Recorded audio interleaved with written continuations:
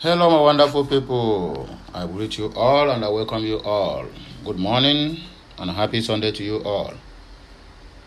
Today, as you all are out there to worship the God or to worship whatever you believe, my prayers today is that the Almighty, the gods of our land and the gods of the widows, will surely bless each and every one of us. The God who made impossibility to be possible and the ones whom we worship and praise on a daily basis will surely answer us, the Father, the Son, and of the Holy Spirit. Welcome to Okute Daily Talk Sunday broadcast, where we speak to you the undiluted truth about the things of life and about what is happening in our society and about the sacrifice and never do well politicians who have vowed to hold this country hostage until the country land crash, which we are witnessing and in this APC regime. But whatever way they are doing it, we surely know that someday, somehow, all these things started one day and will surely stop one day. It's not going to last forever. That is one thing we are sure of.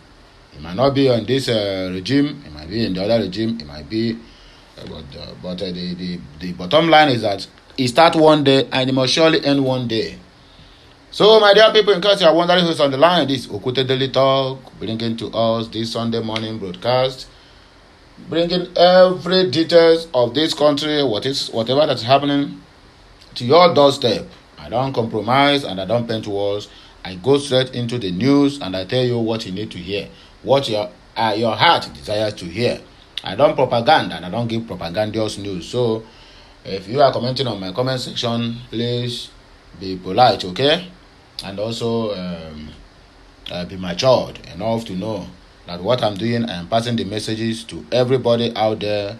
Hear it or you leave it, but I must surely pass this message. It don't happen, we say it don't happen. When we are complaining that APC is PDP and PDP is APC, no one dares to listen to us. They will come out and call us all sort of names, but we don't care. Ikute, if na my brother and the senior brother, Asare Dokobo, you say Ikute. Yeah, I don't know what it means, but but there's a word that triggered that statement, and that is the same word same statement I made now that triggered that very word Ikute. So what am I trying to say? The moment Atiku told Nigerians to vote for APC during Kogi rally. Instead of his own PDP, is now campaigning for APC. It is high time our people get to understand that APC is PDP and PDP is APC. Just a senior brother and junior brother. But in these two, I don't know which one is senior. It seems like PDP is the senior brother of APC. Because APC people, they are the same people that is in PDP shouting, vote for Jagaban. Then when they depart from there, they will go to here and they be shouting, vote for Atiku. Imagine, look at Daniel Buala. It's not even up to 6 months or 4 months. He decammed from APC. Now APC have become the worst party, whereby he was there for the complete 8 good years. Some months back, that is the day he just decamped, because I have seen where the money will flow where. That is why he run to PDP. Now they make him the spokesperson of PDP. Now APC have become the worst and PDP become the innocent. They are not guilty. APC is guilty. Forgetting that the PDP hold Nigeria hostage for the past 16 good years without nothing to show for. Now tomorrow, if you jump from that PDP now to Labour Party, you will still see him now singing different kind of music. That is politicians for you. So now we are never recover from APC. We never recover from PDP. We never recover from vote for APC because they have promised us a lot of things. That one is Atiku's wife. Yeah?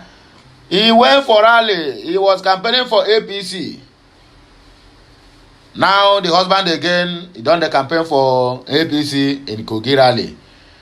What moment Atiku told Nigerians to vote for APC during Kogi rally? That is our first headline in today's news. Atiku Gate. Why Atiku is desperate to be president. Ex-head reveals how ex-vice president children put pressure on him. Documents and audio is behind. And before when I'm reading this news, I would like to also play the audio so that you people will hear and understand that this guy is truly saying the truth. But a lot of people will be out there now castigating this guy, maybe trying to kill Atiku's political ambition or whatever. But that is a simple the truth. Somebody who nearly sold Nigeria finished being the vice president. So imagine what will happen when they make him the president of Nigeria. He will sell everybody. He will say Nigeria finished and also join everybody, so side to either to Chinese, to any country, and film. He will mirror and go to his Dubai home. If you listen to the audio and the video of what this guy says, and the voice of the children of Atiku, what they are saying, somebody who have 31 legal children, we're not talking about illegal, so he have 31 legal children, and all of them want to become multi-billionaires in this Nigeria that is dying. Tell me, if this man becomes president, how is Nigeria going to survive? Definitely the country will be just be sold to Chinese, and you will be paying rent in your own country, in your own ancestral land where you build your house. Chinese will come and tell you, look at how much you are owing, because all these trillions and billions of money they are borrowing, when they divide it, you find out that even your 4th, 5th generation are still owing Chinese and other countries. And everybody is out there shouting, vote for Atiku, articulated.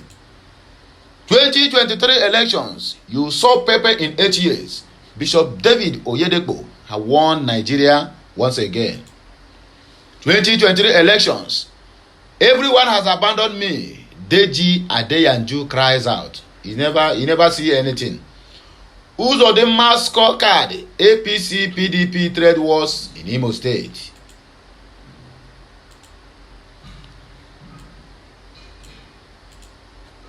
Tinubu APC Northeast insists on dumping Shetima and knock Keyamo.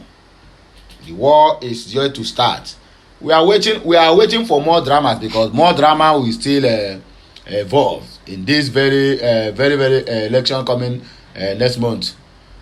So my dear people, please tighten your seatbelt. We are about to take off now. If you have not subscribed to my channel, endeavor to do that as soon as possible. Make sure you turn on the notification button so that you will be notified each time we go live or post something new on this channel or any other channel related to Ogote Daily Talk. So we are starting our news with the shouting of Atiku Abubakar telling the Kogi people to vote for APC. He knows what he's doing. So let us not forget that APC is PDP and PDP is APC. They are born of the same mother and the same father, just like a senior brother and junior brother fighting. So that is exactly the point. So do not see him as a mistake, or they will come to the social media now to defend him. It's a slip of tongue. What kind of slip of tongue? They know everything. The presidential candidate of the People's Democratic Party PDP, Atiku Abubakar, on Saturday suffered a gaffe during his campaign in Kogi State. Somebody who just coming from medical distance. But yeah, they will tell you he is not sick. He went for this. He went to that. Where is Rain or Monketa? Let me see you on Twitter where we will come and castigate P2B again. Andara. Atiku and the host of PDP Star Wars has stormed the Kogi Confluence Stadium to woo the people and to get their support for the February 25th presidential elections. As earlier reported by Niger News, Atiku, his running mate Ifeanyi Okowa, the PDP national chairman Iyorchia Ayu, and several other Star Wars of the party stormed Lokoja, the state capital, to convince the electorate to vote for the party. The rally held at the Kogi Confluence Stadium is the first campaign Atiku will hold since he returned to Nigeria after about 2 weeks outside the country for medical Keniko. The former vice president returned to Nigeria on Friday, 13th January. However, while addressing the crowd of supporters, he had thrown the stadium. Who had thrown the stadium in Kogi. Atiku mistakenly said Nigerians should vote for the All Progressive Congress (APC). Then quickly corrected himself. He knows. So let us not mistakenly for slip of tongue. APC is PDP and PDP is SPP, both of the same mother and the same father. Meanwhile, Atiku during the campaign rally in Kogi promised to create jobs for the people of the state and youth of Nigeria at large. The PDP presidential candidate also vowed to the Ajaokuta Sea Company if elected into power, adding that the inland port in Kogi State will be developed to help in the inland water transportation system in the north and Nigeria as a whole. Atiku aired why Atiku is desperate to be president. Ex-head reveals how ex-vice president children put pressure on him. Documents is below. Michael Achimugu, a former media aide to the People's Democratic Party PDP presidential candidate Atiku Abubakar, has accused the children of the former vice president of mounting pressure on their father to run for president. Nigeria News report that Achimugu made a claim in the first video he posted on his YouTube channel on Saturday evening. The former heir to the ex-VP accused Atiku of desperately seeking for an extra university degree to avoid any law by Senate that could hurt his ambition to become president. Achimugu also stated that Atiku Abubakar admitted to him in an email that his children are putting pressure on him to run for president and not retire from politics. You see him? So now we want to do a family business now, whereby when you get now, all of them will be oil moguls. Of course, all of them will have, each of them will have one vessel that will be carrying crude oil for them. You can do it. You have done it before. He claimed that Atiku's daughter, Hawa Abubakar, told him that her brothers want Atiku to be president because they want to become multi-billionaires through the office of the presidency.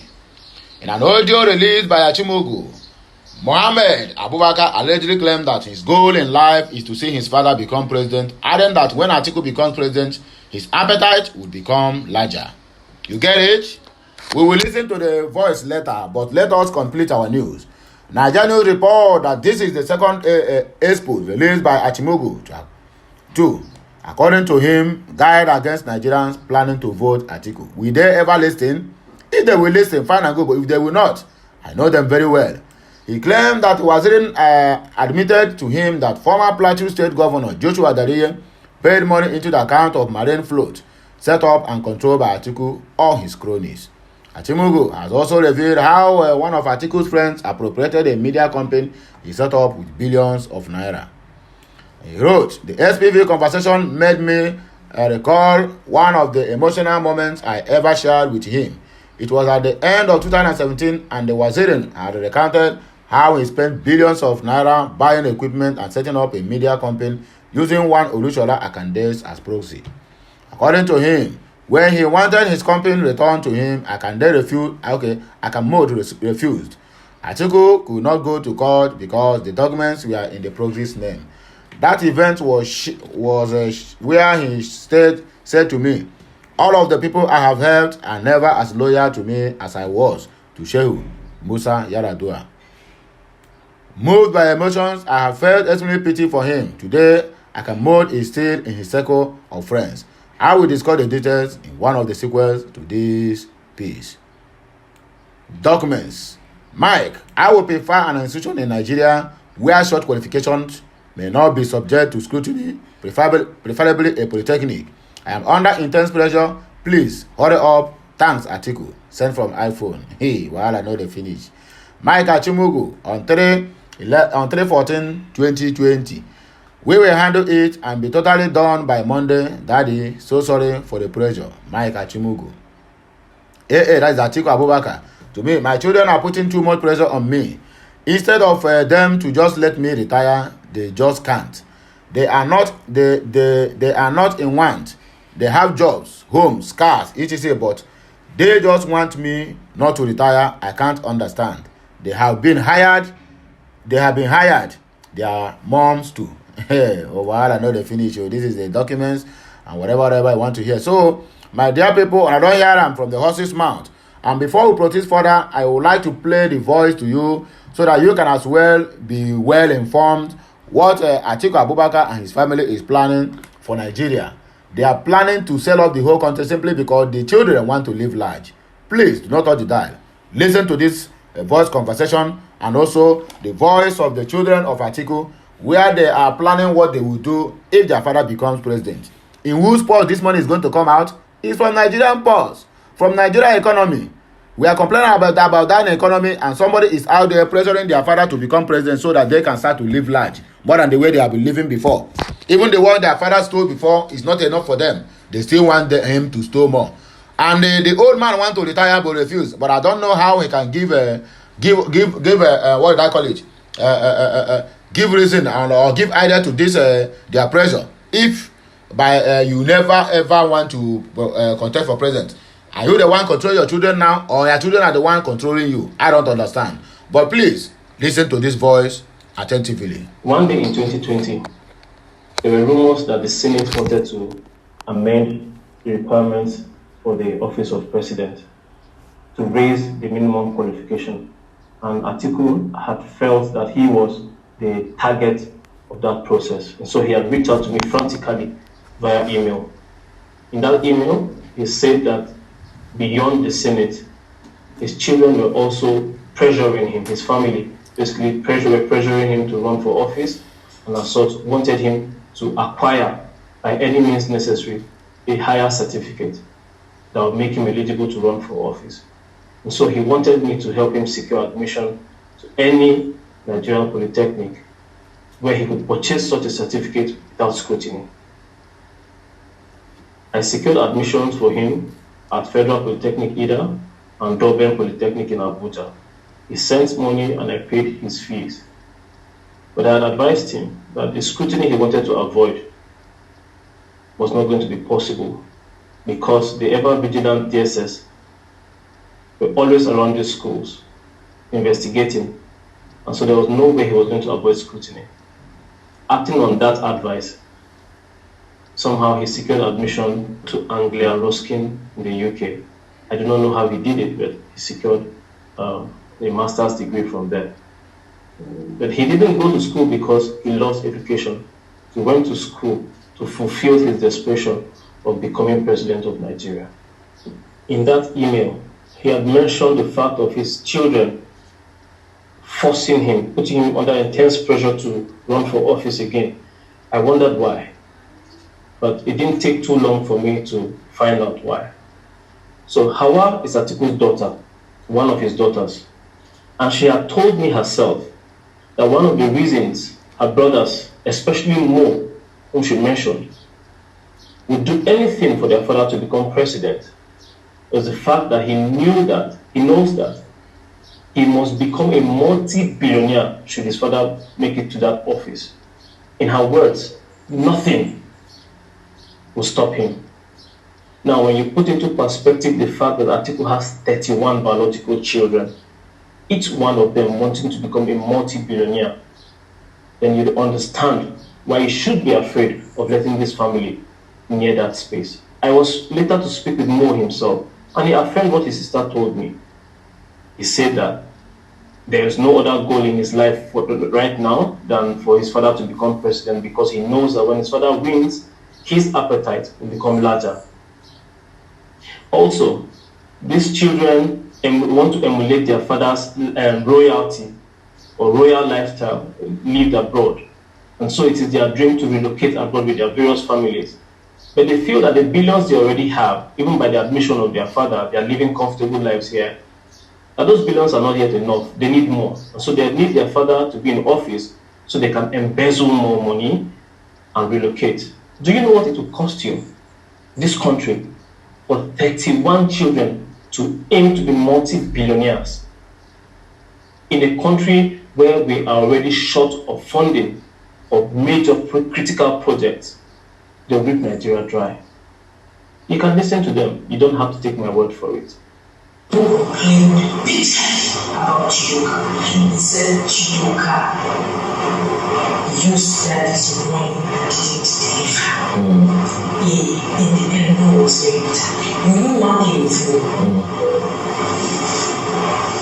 No one decided to be president because no knows that when and if daddy becomes president, he will be a multi-billionaire, nothing will stop him. So he will bet his everything. The thing is, I don't know if I'm ambitious, and so is Muhammad. I don't know if I'm selfish, and so is Muhammad. I don't like money. and so does Muhammad. Just two of them.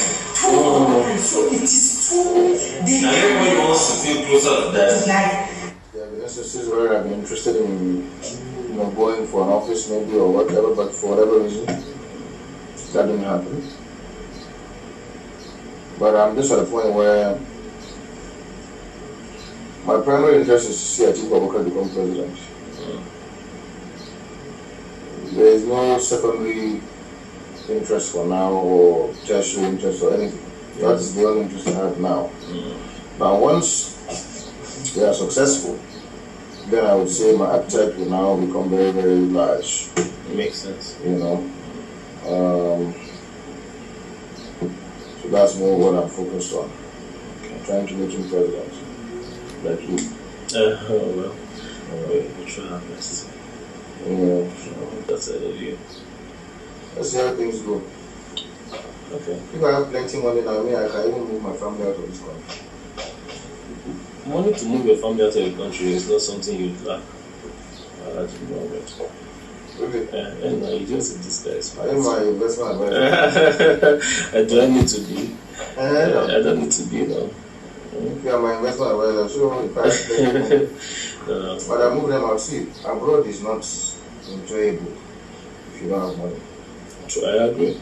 If you're in Nigeria, you are used to having one cook, 2 nannies, 1 driver, 1 houseboy. About 5 staff. To afford 5 staff abroad, you have to be a multi-millionaire. It's not easy.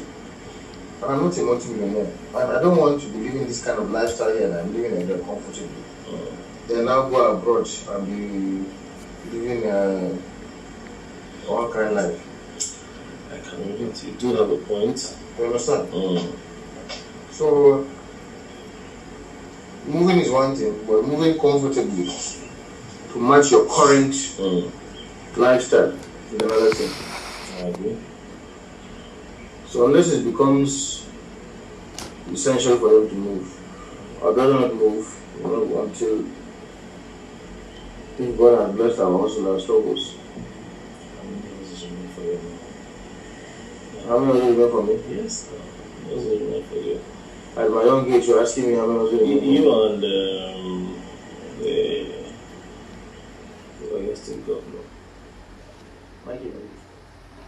When I don't hear them, when I don't hear the plan that the people have for Nigeria, and you tell me Nigeria will be good under this kind of person, you tell me Nigeria will be good under 31 biological children, and all of them is aspiring for their father to be president so that all of themselves can be ministers or special advisors to the president, whereby whatever contract that comes, they will corner it, use the money for their lavish lifestyle they are living abroad, or they want to live in abroad. Despite the fact they are living comfortably, they have any kind of money they want, and the cars, nannies, whatever houses, and the rest of them. See here, they are not comfortable. They want to live the kind of life their father is living by relocating to abroad and make it their hometown. Nigerians, make on a shine on an eye. Make on a shine on an eye, yo. Hey, this one, if I make mistake this coming February 2023, that mistake, it can lead a lot of people into their early grave. 2023 elections, you saw Pepe in 8 years. Bishop David Oyedepo warns Nigerians. As Nigeria inches closer to the 2023 elections, the founder of Living Faith Church Worldwide, Bishop David Oyedepo, has cautioned Nigerians, stressing that they saw Pepe in the last 8 years. Bishop Oyedepo cautioned Nigerians against making the mistake of the past because God tells him things about the country. He issued a warning during the 21 days of prayer and fasting of the church. Oyedepo said events in the country have indicated that Nigerians have failed to learn from their past mistakes and they keep making that same mistake. According to Oyedepo, being in the church doesn't make you a prophet. God tells me details about this nation, and I know something is happening right now, but when it is time, I will talk to you. You will become dead to what they are saying. You are just open only to God, to what God is saying. Did you see Pepe or not in the last 8 years? You know Pepe is in grades, different levels of Pepe. Nigerians have short memory, very, very short memory, and very easy for them to forget. If you can't learn from the past until now, past up until now, I don't know what you want to learn again or when you are going to learn again. They made all balloon promises. Nothing came to pass. Not one. You wrote them down. Newspaper wrote them down. You can't see anything there. They are saying, come again, come again. Fools come. Of course, that is what they regard Nigerians as. They have called Nigerian fools in many occasions, in several times. That is why you can see APC boldly coming out to tell you that they will rule the country again. Not minding what the level of poverty they have brought before this nation. Anyway, let's see. Let the voter decide 2023 if they did not rig the election. If they rig the election, then we will see how it will end. Uzodinma scorecard, APC and PDP trade wars in Imo State. Let me see how they rate and score him. The People's Democratic Party PDP and the ruling All Progressive Congress APC in Imo State have disagreed over Governor Hope Uzodinma's scorecard within 3 years in office. Uzodinma assumed office on January 14 of 2020 after a judgment of the Supreme Court which declared him winner of the 2019 governorship election in the state. While the PDP Publicity Secretary Collins Opuruzo insisted that Uzodinma's 3 years were enmeshed in economic stagnation, mass penury, infrastructural decay, and insecurity. The APC Publicity Secretary Kajetan Duke countered the statement. They must counter. In a statement signed by the Opuruzo and made available to News Association of Nigeria in Owerri, the PDP argued that the greatest casualties of Uzodinma's emergence are the Imo people, whom they kill in their numbers. Opuruzo alleged that Uzodinma had in the last 3 years worked so hard to make sure that all the institutions of democracy in Imo are put to pieces and full-blown dictatorship firmly established. He said, for instance, the local government system, which is a mechanism put in place to expand and sustain the democratic space and spread the democratic values, has been destroyed in Imo State by Hope Uzodinma. This is a huge tragedy. Imo is a state that has over 70% of our entire population living in the rural areas. But dismissing Opuruzo's claim, Kajetan Duke, the APC Publicity Secretary, said the PDP should rather praise Uzodinma for the giant strides of development in the last 3 years. He said, we are glad today that the opposition PDP has confirmed by the contents of their press conference the construction of the Owerri Oro Road only. The argument on the cost of the project is neither here nor there. PDP should stop reminding Imolites of their 7 months of illegal occupation of Douglas House and unimaginable looting of our common patrimony. Under 7 months, Abi. Then within the last 8 years, what people have achieved is nothing but penury, pains, agonies. We have seen a lot of families make them widows and some widowers. Some have lost their breadwinners, all in the cause of Hope Uzodinma's tyranny kind of government. But notwithstanding, we are going to see the end of it. 2023 elections, everyone has abandoned me. Deji Adeyanje cries out in this space. A social media influencer, Deji Adeyanje, has lamented that he has been abandoned by everyone who claims to be activists like him. Adeyanje said in a different post on Friday that he felt lonely being an activist this time because others in the struggle were now running after politicians coming 2023 elections. He stated that even Omoyele Sowore has abandoned him to pursue his presidential ambition, expressing optimism that they will all return after the election. It's alright. It feels so lonely to be activist right now in Nigeria because everyone has abandoned me in the struggle to follow politicians, but I am optimistic they will return after the elections next month. I feel so alone in the struggle. Even Sowore is running for president. Others are working for politicians and hailing them. I can't wait for the elections to be over next month so that all Nigerian activists can come back to the trenches and leave politicians alone, he said. Tinubu and APC Northeast youths insist they are going to dump Shettima and also knock Festus Keyamo away. The Northeast Youth and Stakeholders Forum of All Progressive Congress retreated the decision to dump the party's vice presidential candidate Kashim Shettima as they knocked the spokesperson of the APC campaign council, Festus Keyamo, for alleging that his decision was a subtle blackmail. Nigeria News earlier reported that the youth group accused the running mate to the party's presidential flag bearer Bola Ahmed Tinubu of negligence in some activities in his region. According to them, Shettima was continually undermining their efforts after giving him the support he needed in clinching the vice presidential slot, among other things. In a swift reaction, the spokesman for Tinubu and Shettima Presidential Campaign Council, Festus Keyamo, said that such misunderstanding is bound to happen in the build-up to the 2023 general elections. Keyamo admitted that some party members have left to join the opposition. He contested the alleged number of members claimed by the youth group, noting that their grievances will be addressed. The APC chieftain, however, cautioned that it would also be wrong for the support group to attempt to resort to subtle blackmail to have their way. Not its use speaks. In a statement on Saturday signed and issued by Abuja by its acting chairman, Shuaibu Tilde, the youth group said the decision to withdraw support for Kashima still stands.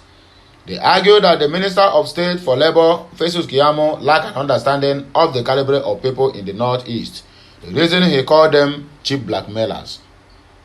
The group further urged Keyamo to compare the total figure of voters in the region released by the Independent National Electoral Commission to determine the veracity of their claim. The statement reads, "In the last 48 hours, the media has been awash with the news report of our position on vice presidential candidate of our great party.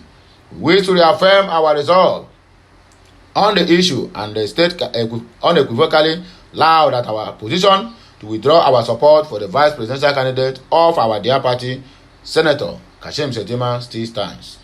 What has, however, become a source of worry for our group is the unsavory and scattering attack launched at us by the APC presidential spokesperson, Barrister Festus Keyamo. While we intend not to join issues with Mr. Keyamo, we are, however, obligated to set the record straight so as to mitigate the poignant narrative Mr. Keyamo is constructing around our noble group and clear intentions and love for our great party. We shall continue with that mantra of speaking out to power for the love of our dear party, the All Progressive Congress, not minding whose ox is God. Firstly, it is clearly manifest that Mr. Keyamo does not understand the caliber of youth and the extent of their fibers in the Northeast region of the party, and therefore can resort to calling us names as cheap blackmailers. This is rather unfortunate that the spokesperson of our party has turned this war arsenal against his fellow party men with a common goal to win the 2023 general elections. Secondly, we wish to remind Mr. Keyamo that we are not seeking empty attention, nor do we want to be pampered. It is important to school Mr. Keyamo that this group did not emerge from the blues. We have been on this journey from the time to set. For the records, this group has spent millions of naira mobilizing support for both Senator Kashim Shettima and, by extension, the APC. Thirdly, Mr. Keyamo has blatantly discredited our defection statistics, asserting that in the entire North-East region we have nobody to vote for the APC of 8 million voters defect from the party. In his views, the total number of the registered voters in the North-East put together will not be up to 8 million. But the recent figure of registered voters released by the Independent National Electoral Commission shows that out of the 93.5 million people registered, the Northeast region has a total of 12.5 million voters. The figure has therefore vindicated us and exposed the ignorance of Mr. Keyamo and skewed narrative on the ground. So, my good people of Biafra, this is where we are coming to the end of this broadcast. If you have not subscribed to this channel, endeavor to do that anytime soon. Make sure you turn on the notification button so that you'll be notified each time we go live or we post something new on this channel or any other channel related to Okute Daily Talk. Until I come your way again, I still remain your one and only Okute Daily Talk, where we speak to you the undiluted truth about things of life. Please, when you hear this message, pass it on. Make sure that this video go viral so that every Tom and Jerry, every Dick and Harry will be aware of what the cronies of Atiku Abubakar, his children, and the rest of them are planning for Nigeria, and also the important issue we have on ground where he is bent on campaigning for APC instead of PDP, his own party.